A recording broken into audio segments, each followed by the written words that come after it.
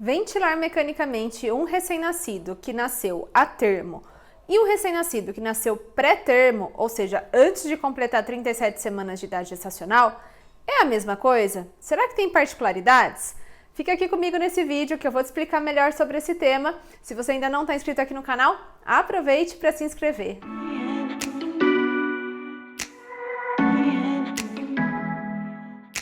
Olá, bem-vindos de volta ao meu canal. Eu sou Letícia Campos, sou fisioterapeuta, sou especialista em terapia intensiva neonatal e pediátrica e eu gravei esse vídeo para a gente conversar um pouquinho a respeito das particularidades, se existe alguma particularidade na verdade, né? E se sim, quais são elas, quando a gente está falando de ventilação mecânica em recém-nascidos prematuros. Então, só retomando um pouquinho o que a gente tem falado ao longo dos últimos vídeos, já que a gente está no Novembro Roxo, mês da prematuridade, as complicações respiratórias que esses bebês que nasceram prematuros apresentam depende muito da fase em que eles nasceram, então e de que etapa do desenvolvimento do sistema respiratório que eles estavam quando o nascimento prematuro aconteceu.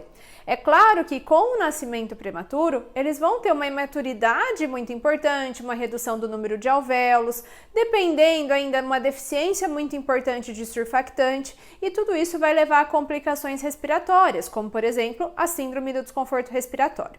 Então, quanto menor a idade gestacional, maiores são as complicações respiratórias e maior a chance desse bebê precisar de uma ventilação mecânica. E quando a gente pensa nessa ventilação mecânica de recém-nascidos prematuros, a gente tem que lembrar de alguns aspectos, como por exemplo, as características anatomofisiológicas deste bebê nesta faixa etária.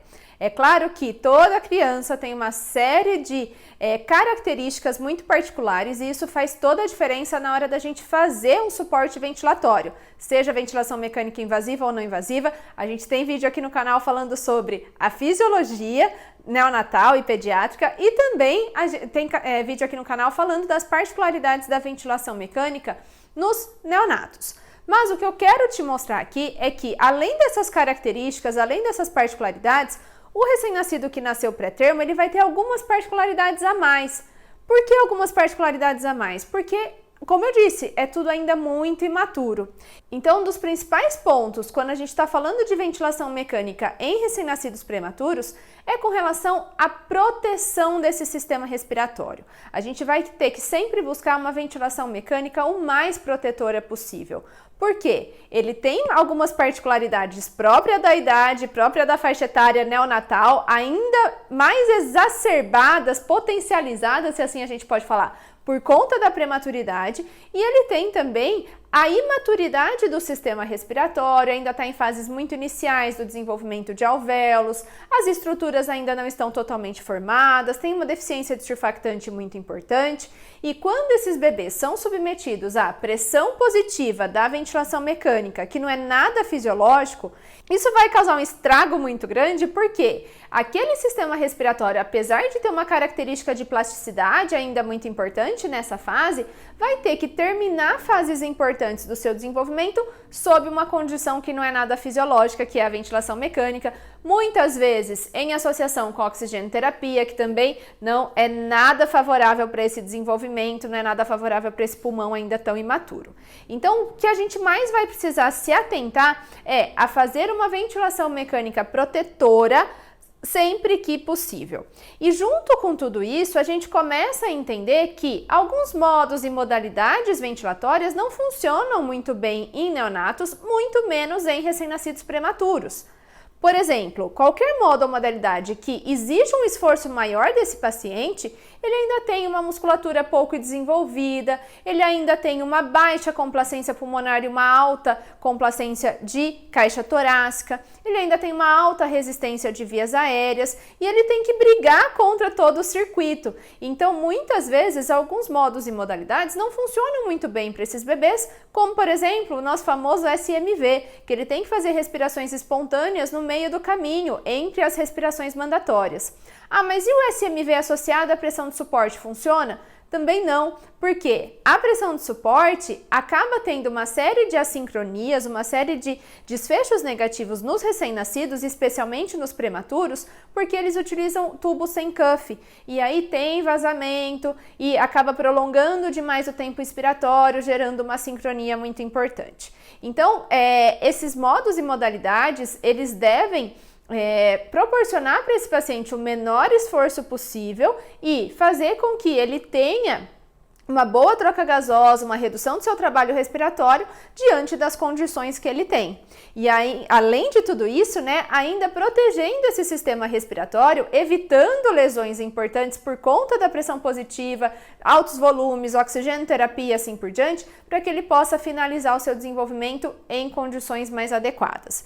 Então, sempre que possível, reduzir o tempo de ventilação mecânica, vamos colocar esse paciente num suporte não invasível sempre que possível, o quanto antes. A gente vai ter particularidades também do desmame ventilatório. Acabei de falar que alguns modos e modalidades não funcionam muito bem em bebês prematuros, justamente porque eles ainda não têm condições anatomofisiológicas de fazer esforço, né? Contra um tubo, contra um circuito que gera resistência, que aumenta a resistência e gera maior trabalho respiratório. Então não adianta, por exemplo, a gente deixar esses bebês em tubo T para fazer desmame, para pensar em estubar ou não, porque eles já têm uma alta resistência, o tubo que eles usam é muito pequeno, eles não têm musculatura para fazer um esforço muito grande, assim por diante, eles acabam fadigando e falhando nesse processo de desmame, acaba prolongando o tempo de intubação. Esse desmame não deve mesmo ser feito em PSV, em pressão de suporte, porque a gente já viu que também aumenta o trabalho respiratório. Então, quando realizado, se realizado, porque os desfechos ainda não são tão favoráveis, esse desmame vai ser realizado em CPAP de 3 a 5 minutos, CPAP traqueal, né, que eu digo, de 3 a 5 minutos para não aumentar de forma demasiada esse trabalho respiratório do recém-nascido prematuro. Então, a mensagem final que eu queria deixar aqui para vocês, em resumo de tudo isso que a gente conversou, é que a ventilação mecânica de recém-nascidos prematuros vai ter sim as suas particularidades, principalmente pensando nas particularidades anatomofisiológicas e da imaturidade do sistema respiratório em que eles se encontram. E claro, isso vai depender muito da idade gestacional ao nascimento, não é todo bebê prematuro que vai ter a mesma complicação, que vai estar na mesma fase do desenvolvimento do sistema respiratório. O que é importante a gente pensar é que, diante de tudo isso, como que a gente pode fazer essa ventilação mecânica de forma mais protetora? Então, a gente vai se atentar a usar parâmetros mais adequados, reduzir o volume corrente. O volume corrente alvo, por exemplo, é de 4 a 6 ml por quilo. Nesses bebês prematuros extremos, a gente já começa a tomar bastante cuidado com esse volume corrente, porque volume em excesso vai gerar volutrauma, vai gerar lesão, que é uma das principais formas de lesão induzida pela ventilação mecânica nos bebês prematuros, nos neonatos de um modo geral. Então, sempre pensar numa ventilação mecânica protetora com menores parâmetros possíveis, estubando esse paciente e colocando numa ventilação não invasiva o quanto antes, para a gente minimizar essas complicações relacionadas ao uso da pressão positiva. Tudo bem? Espero que você tenha gostado, aproveitado esse vídeo. Se você gostou, deixe aqui o seu like e eu te vejo na próxima. Até mais!